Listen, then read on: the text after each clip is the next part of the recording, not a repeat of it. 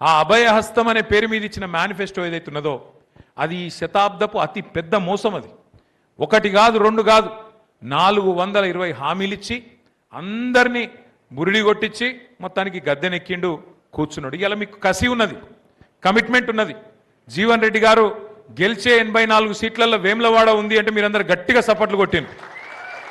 కానీ సపోర్ట్లు కొడితే సరిపోదు, సపోర్ట్లు కొడితే సరిపోదు, మన డబ్బా మనం కొట్టుకుంటే సరిపోదు. వాస్తవం ఏంది అంటే వేములవాడ నియోజకవర్గంలో 262 పోలింగ్ బూతులు ఉన్నాయి. 262. ఇక్కడ ప్రతి బూత్ నుంచి ఉన్నారని నేను అనుకుంటున్నా. బూత్ లెవెల్ ఏజెంట్లు ఉన్నారా ఇక్కడ? ఒకసారి చేయలేవట్టున్న బూత్ లెవెల్ ఏజెంట్లు అంతా.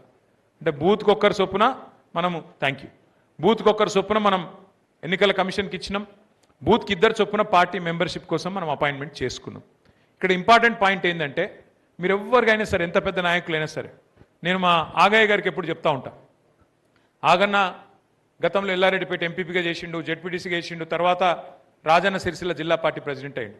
నేను ఆగన్నకు కూడా చెప్తా ఇప్పుడు, ఆగన్న నువ్వు నేను గెలవాలని కోరుకుంటే సిరిసిల్లలో నువ్వు ఒకటే పని చేయి, నీకు దండం పెడతా, నువ్వు నీ బూత్లో నీ ఊర్లే నువ్వు మెజారిటీ తీసుకొచ్చి చూపెట్టు. నీ బూత్ కాడికి నువ్వు ఎంత పెద్ద నాయకుని అనగా, నువ్వు జెడ్పీటీసీగా, ఎంపీపీగా, లేకపోతే ఇంకోటిగా 262 బూతులలో గిన్నా ఏ బూత్లో ఆ బూత్లో నేను మా పార్టీకి, మా కేసీఆర్ గారు నేను గెలిపిస్తా, మా బూత్లో నేను మెజారిటీ తెస్తా అంటే చాలు.